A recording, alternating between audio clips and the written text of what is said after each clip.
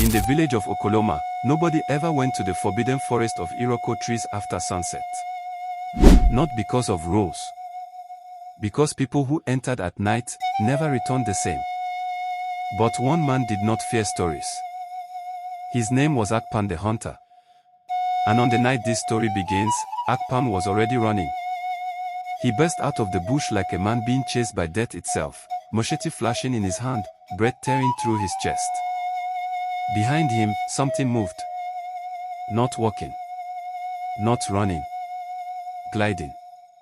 The forest bent unnaturally as if something invisible was pushing through the trees.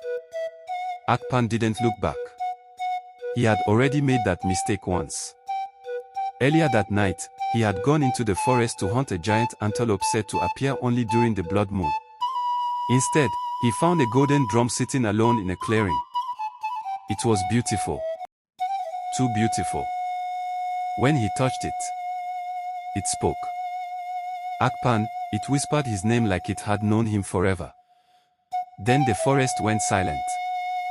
Now he was running. A branch whipped across his face, blood sprayed, but he didn't stop. A deep voice echoed behind him. The ground shook. Akpan finally looked back. And regretted it instantly. Because the forest was no longer forest. The trees had become tall, twisting men made of bark and eyes, their mouths carved open in silent screaming. The golden drum was now floating, beating itself without hands. Boom. Boom. Boom. Each beat made the ground split. Akpan screamed and ran faster.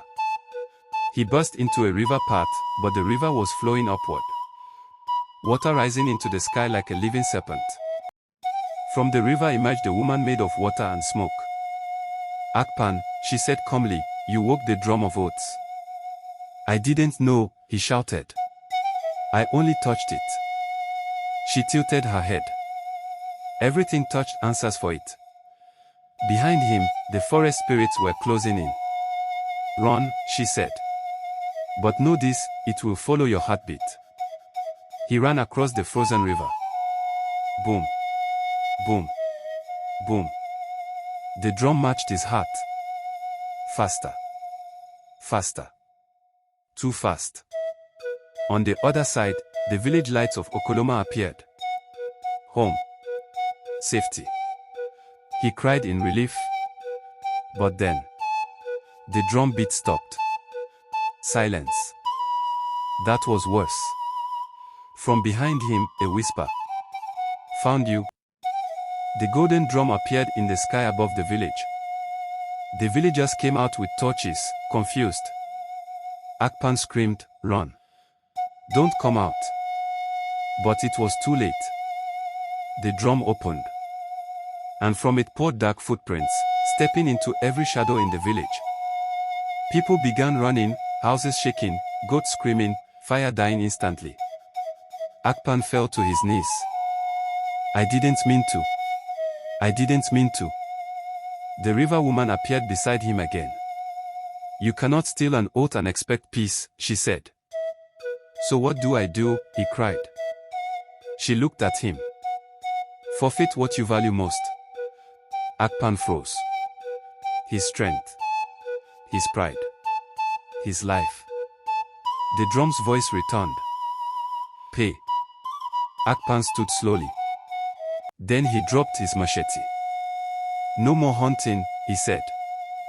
The drum paused. The forest spirits were now inside the village. Akpan understood. It wasn't enough. He walked forward, directly under the floating drum, and shouted, I give up my name. The village went silent. The drum shook violently. Names are power in Okoloma. The drum cracked. Light exploded outward. The forest spirit screamed and collapsed into ash wind. The drum fell into the river, sinking forever. Silence returned. Akpan collapsed, exhausted. When he woke up, people were alive. The village was intact. But nobody remembered his name. Not even him. He had become just another man in Okoloma. But every night, When the wind passes through the forest, a faint sound still echoes. Boom, boom, boom. And the river sometimes whispers. One who gives up everything cannot be followed.